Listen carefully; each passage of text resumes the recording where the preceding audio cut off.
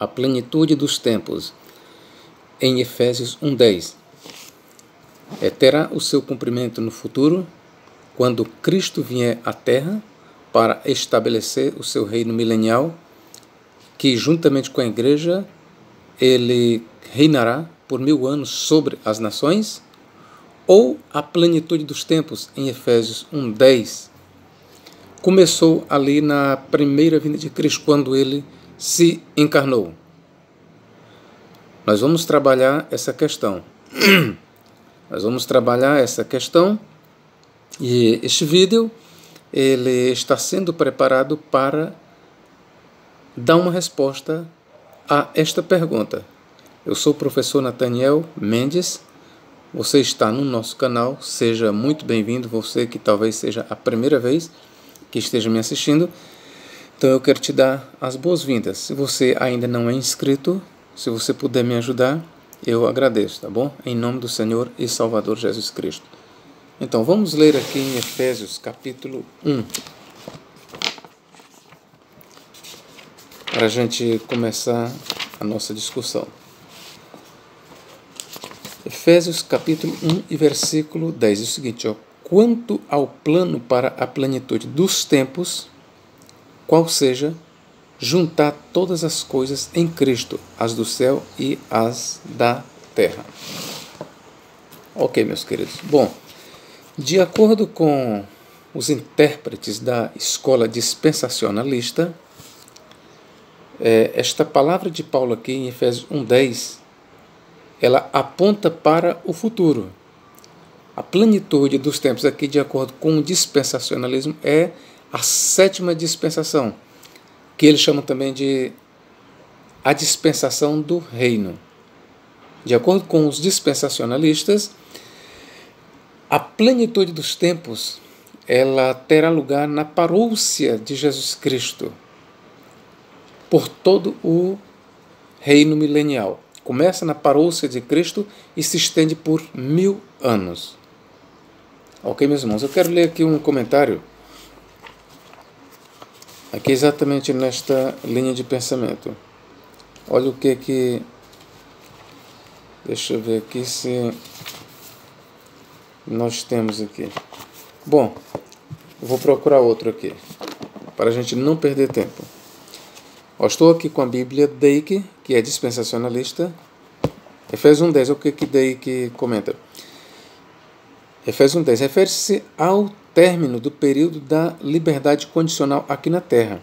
Cristo virá para reinar na 7ª e última dispensação, ou período da liberdade condicional do homem na Terra, com o propósito de eliminar da Terra toda a rebelião e restaurar a administração de Deus sobre esta parte rebelada de seu reino, como antes de a rebelião começar. Bom, aqui é o comentário do Dr. Day, que nessa linha de pensamento segue todos os dispensacionalistas, ok? Eu tenho aqui o livro de N. Lawrence Olson, que ele era dispensacionalista, foi um dos pastores da Assembleia de Deus, um dos pioneiros aqui no Brasil. Ele era norte-americano e veio aqui para o Brasil. Aqui o plano divino através dos séculos. Ele diz basicamente a mesma coisa. Agora aqui nós vamos analisar a plenitude dos tempos que Paulo fala aqui. É realmente a 7ª dispensação, conforme a interpretação dos dispensacionalistas? Vamos lá. Paulo em Gálatas 4:4, eu vou ler aqui para os senhores. Olha o que ele diz.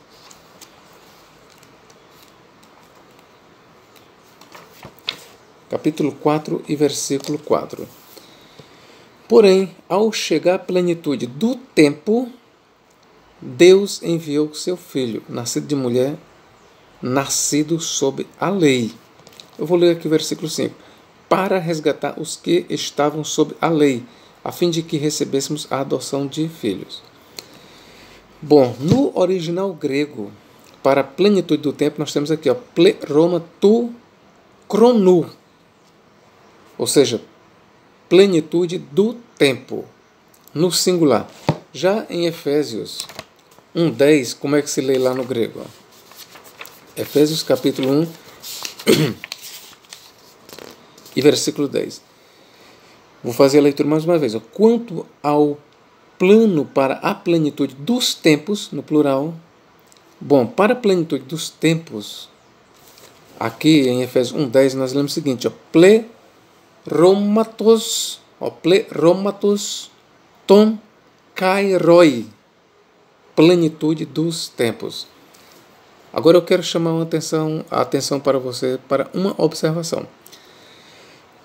Bom, nas nossas versões portuguesas nós temos, a única diferença que nós temos é que em Gálatas 4:4 nós lemos plenitude do tempo, no singular. Ao passo que em Efésios 1:10 nós temos plenitude dos tempos, no plural. Então, essa é a única observação que pode ser feita nas nossas Bíblias de versão portuguesa. As Bíblias de Almeida, quais sejam elas, todas as Bíblias na versão portuguesa, traduzidas para português, a única observação que pode ser feita é que em Gálatas 4:4 nós temos plenitude do tempo. Mas na plenitude do tempo, Deus enviou o seu Filho, nascido de mulher, nascido debaixo da lei, para resgatar os que estavam debaixo da lei. Enquanto que aqui em Efésios 1:10 nós temos no plural, plenitude dos tempos. Só que quando nós vamos aqui para o texto grego, nós temos duas observações a serem feitas. Além desta que nós conseguimos detectar na Bíblia portuguesa, tempo no singular em Gálatas 4:4 e tempos em Efésios 1:10, no original grego se consegue detectar mais uma coisa que não é possível se detectar aqui nas nossas Bíblias portuguesas. Mas o que é, professor? É que, veja bem, em Efésios 1:10, nós temos, vou ler mais uma vez para você no grego, nós temos, plerômatos ton kairoi, plenitude dos tempos. Sim, professor, mas essa observação foi feita sim, mas veja o seguinte, para tempos, no grego nós temos kairoi, tempos, cujo singular é kairos. Kairos. Então, os tempos em questão aqui são kairoi ou kairoi. Aqui está em foco aqui o tempo kairos. Enquanto que em Gálatas, prestai bem atenção, em Gálatas 4:4 nós temos um outro tipo de tempo. E por que é que eu sei? Por causa da grafia. O que diz? Pleromatu cronu, plenitude do tempo. Bom, nós estamos aqui no singular e o tempo em questão aqui é o tempo cronos. Cronos. E de acordo com os estudiosos, eles fazem uma distinção entre o tempo cronos e o tempo kairos. O tempo cronos, que está em Gálatas 4:4, é o tempo de Deus.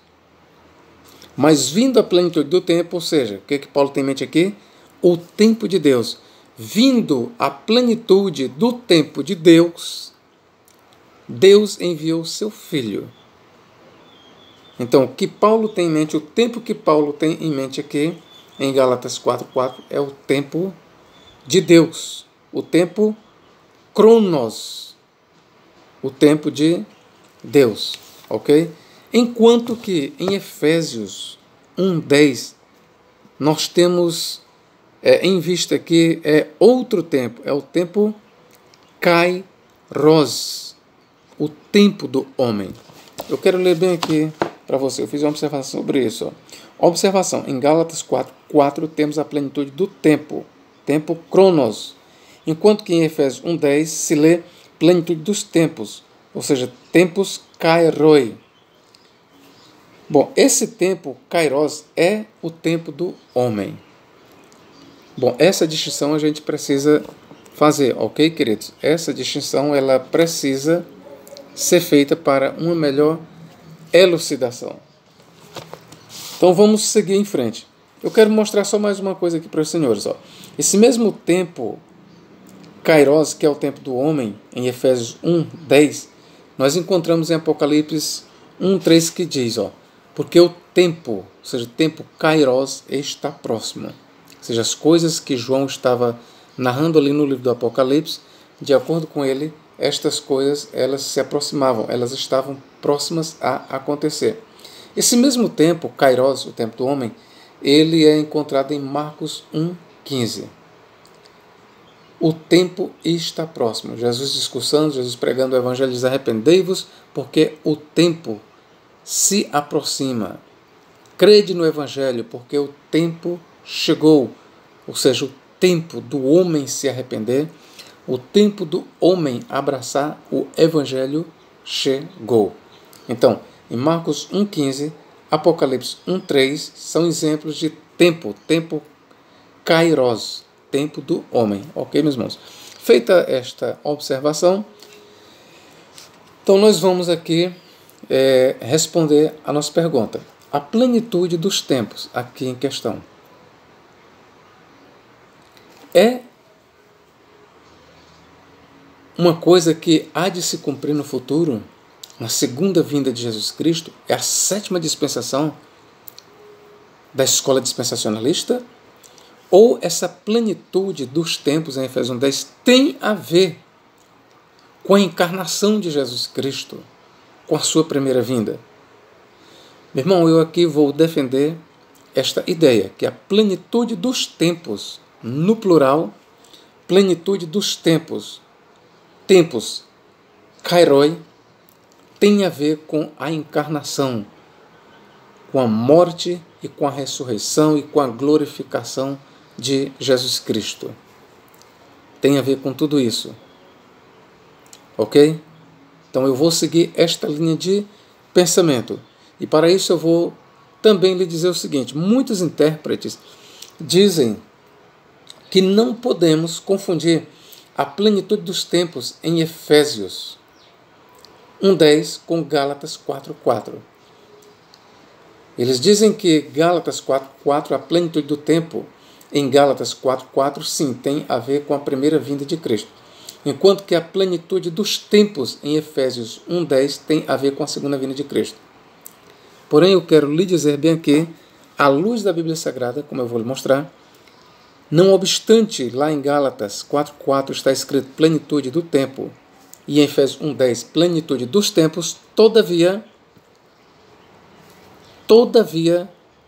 ainda que plenitude do tempo seja uma coisa, e é plenitude do tempo de Deus, e plenitude dos tempos refere-se aos tempos do homem, a cronologia humana, todavia essas duas coisas estão unidas, entrelaçadas, estão vinculadas.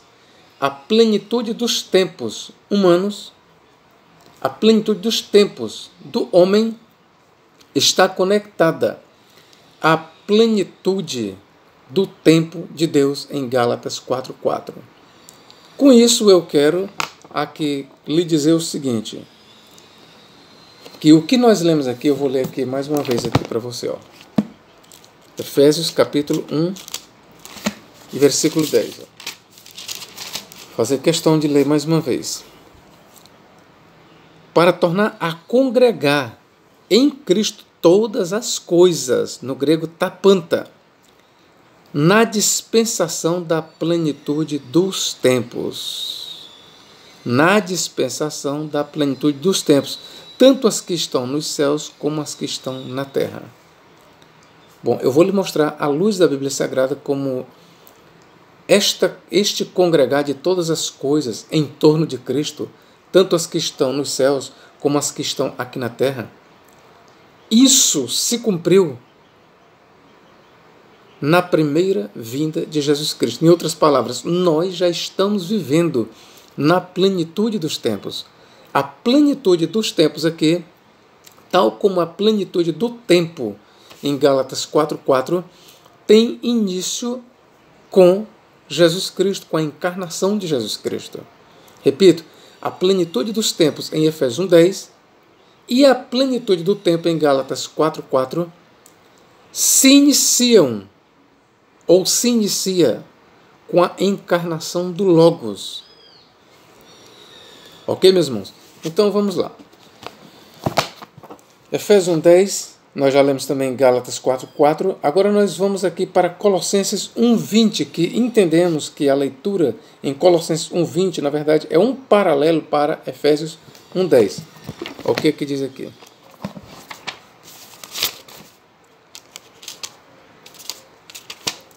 Colossenses 1:20.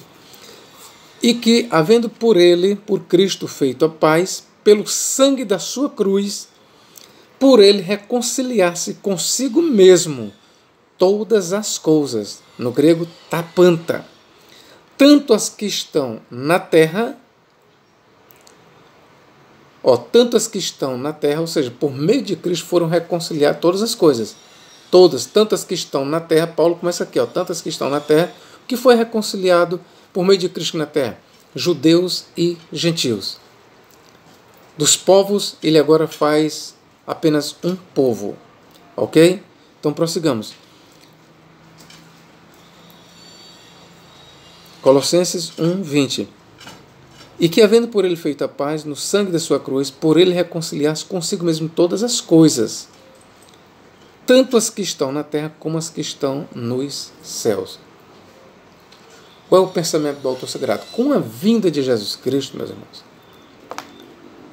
em vista de Deus, por meio de Cristo, ter criado, ter formado todas as coisas, convém que todas as coisas que foram criadas por meio de Cristo, todas as coisas sejam congregadas em Cristo. Este é o pensamento do autor. E eu vou lhe provar. Leia mais atrás um pouco. Colossenses 1 e versículo 15 em diante. Ele é a imagem do Deus invisível, o primogênito de toda a criação. Guarde bem isso. O primogênito de toda a criação. Cristo aqui é apresentado como o primogênito de toda a criação de Deus. Porque nele, em Cristo, foram criadas todas as coisas que há nos céus e na terra. Nos céus e na terra. Visíveis e invisíveis. Sejam tronos, aqui ele está falando de classes angelicais. Sejam dominações, é mais outra classe de anjos. Sejam principados, é mais outra classe de anjos. Sejam potestades, é mais outra classe de anjos. Todas as coisas foram criadas por Ele, ou seja, por Cristo. E para Ele, para Cristo. Versículo 17. Ele é antes de todas as coisas. O que o autor diz, Paulo? Cristo é antes de todas as coisas. E todas as coisas subsistem por Ele. Ele é a cabeça do corpo, da igreja. É o princípio e o primogênito dentre os mortos, para que em tudo tenha a preeminência. Porque foi do agrado do Pai que toda a plenitude nele habitasse. Agora, para concluir o pensamento de Paulo. Para que, havendo por ele feito a paz, pelo sangue da sua cruz, ou sangue de Cristo, por ele reconciliasse consigo mesmo todas as coisas, tanto as que estão na terra como as que estão nos céus. Eu vou resumir aqui o pensamento de Paulo. O que Paulo está dizendo aqui, irmãos, é que todas as coisas nos céus e na terra, toda a criação de Deus foi reconciliada com Deus por meio de Cristo. Tudo que foi criado mediante Cristo é reconciliado com Deus. Isso inclui anjos, homens, tudo. Tudo o que foi criado por meio de Cristo, em Cristo é congregado. em Cristo é unido. Cristo é o alvo de toda a criação, é a cabeça, é o primogênito de toda a criação de Deus, é o primogênito dos mortos, é o princípio da criação de Deus, conforme nós temos em Apocalipse 3:14, ele é a arquê, a origem de todas as coisas. É o primogênito, prototokos, de todas as coisas, no grego tapanta. E Cristo, ele se tornou o primogênito de todas as coisas, a cabeça de todas as coisas, no momento em que ele se encarna. Então vamos aqui seguir a ordem: encarnação, morte, ressurreição e glorificação ao céu. Todas as coisas agora elas ficaram sujeitas ao poder de Jesus Cristo. Ok, meus irmãos? Nisso consiste a plenitude dos tempos. Então, a plenitude dos tempos, em Efésios 1:10, tem a ver com a primeira vinda de Cristo. Nós já estamos usufruindo da plenitude dos tempos. Repito, nós já estamos vivendo na plenitude dos tempos. A plenitude dos tempos não é algo que há de ser experimentado. Nós já desfrutamos da plenitude dos tempos em Cristo Jesus, queridos. Esta é a verdade.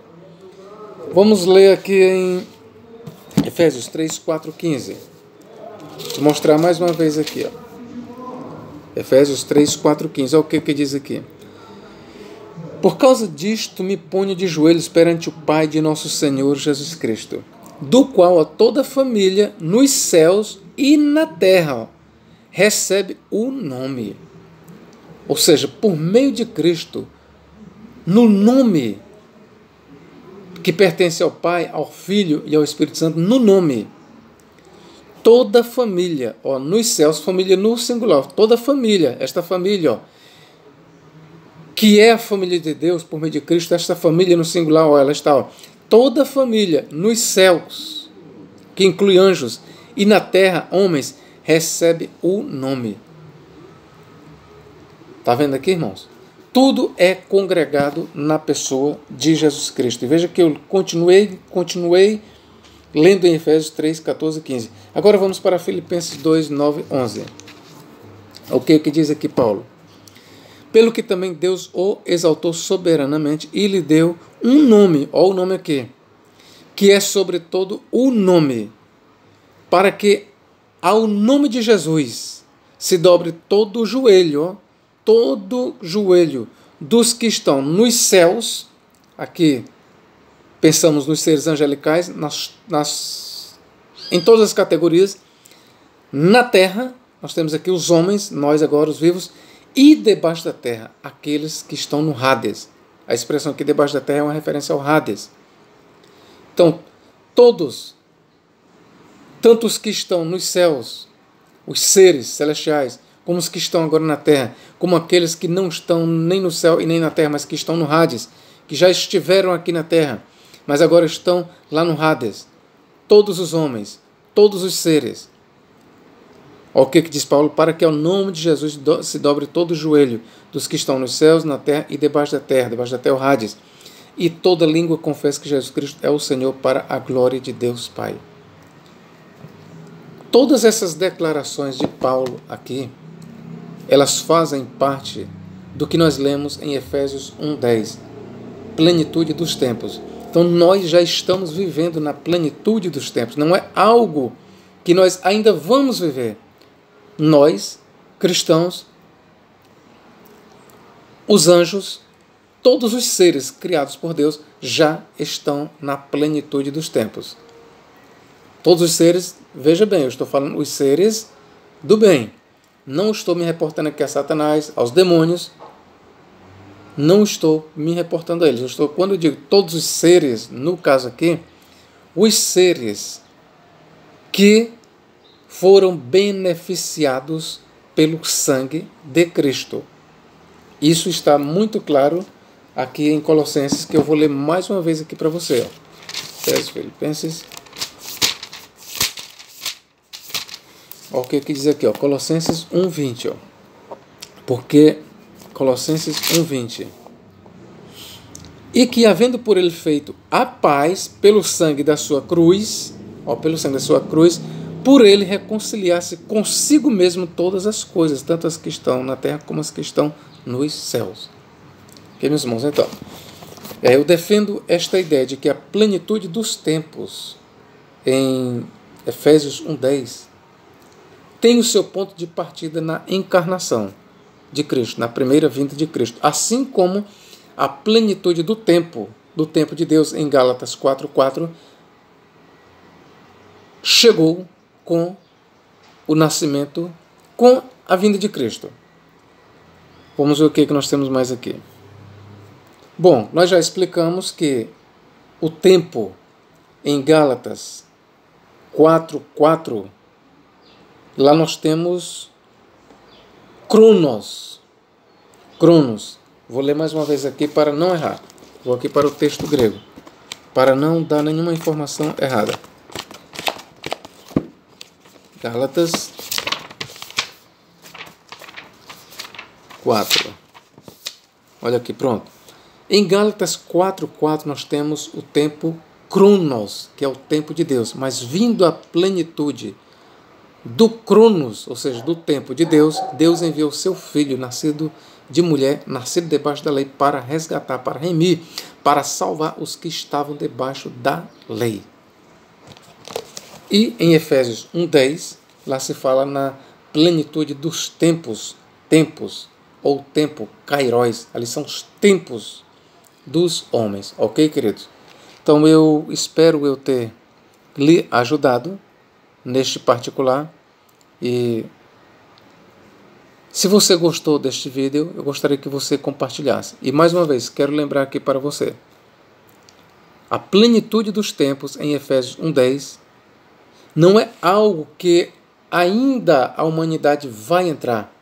Não é algo, a plenitude dos tempos em Efésios 1:10 não é algo que Cristo ainda vai realizar, conforme querem os dispensacionalistas. Eles colocam essa plenitude dos tempos para o milênio. E eles fazem com que isto seja a 7ª dispensação. Não, queridos. A plenitude dos tempos em Efésios 1:10, mais uma vez eu faço questão de fechar esse vídeo lembrando, a plenitude dos tempos em Efésios 1:10 é algo que Cristo já realizou. Assim como a plenitude do tempo em Gálatas 4:4 é algo já realizado por Cristo, a plenitude dos tempos em Efésios 1:10 é algo já concretizado por Cristo. Já estamos na plenitude dos tempos. Assim como os judeus que aceitam a Jesus Cristo já vivem na plenitude do tempo de Gálatas 4:4, quando diz: mas vindo a plenitude do tempo, Deus enviou seu Filho, nascido de mulher, nascido debaixo da lei, para resgatar os que estavam debaixo da lei. No caso, são os judeus, em primeira mão. E a seguir nós podemos estender isso para os prosélitos, que abraçavam o judaísmo antes de Cristo. Todos aqueles que estavam presos debaixo da lei foram, por Cristo, resgatados, tirados de debaixo da lei. Isso aconteceu quando? Na plenitude do tempo de Deus. Quando chegou o tempo de Deus enviar o seu Filho. A isso Paulo chama de a plenitude do tempo. Deus enviou o seu Filho para resgatar os que estavam debaixo da lei. Mas o único feito não foi esse. A plenitude dos tempos em Efésios 1:10 contempla mais do que o que está escrito em Gálatas 4:4. A plenitude dos tempos em Efésios 1:10 contempla o grande feito de Deus, mediante Cristo, em favor dos que estão nos céus e na terra. A plenitude dos tempos em Efésios 1:10 fala da obra de Deus em congregar em torno da sua pessoa, reunir em torno da sua pessoa todas as coisas, tapanta no grego, tanto as que estão nos céus como as que estão na terra. É isso que o apóstolo Paulo tem em mente. Ok, queridos? Que Deus em Cristo nos guarde e nos abençoe agora e para todo sempre. Amém.